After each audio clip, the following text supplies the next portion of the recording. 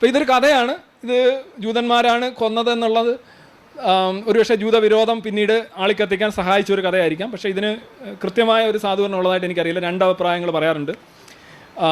ഇത്രമാത്രം വെറുക്കുന്നത് എന്താണെന്ന് ചോദിച്ചു കഴിഞ്ഞാൽ, ജൂതന്മാരുടെ കഥയാണല്ലോ ആദ്യം ഇദ്ദേഹം, ജൂതമതം തന്നെയാണ് മുഹമ്മദ് പറയുന്നതെന്നാണ് ജൂതന്മാർ ആദ്യമൊക്കെ ധരിച്ചിരിക്കുന്നത്. അങ്ങനെയാണ് അദ്ദേഹത്തോടെ കൂടെ കൂടിയത്. അവർ കിബ്ല തന്നെ ജെറുസലേമായിരുന്നു.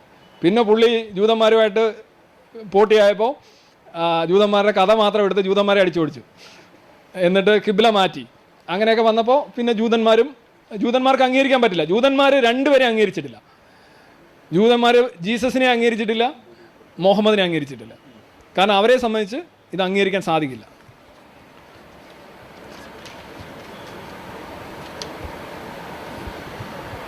കാര്യം മുഹമ്മദ് തോറയിലില്ലല്ലോ. തോറയിലില്ലാത്ത മുഹമ്മദിനെ എങ്ങനെ ജൂതന്മാരെ അംഗീകരിക്കുന്നത്?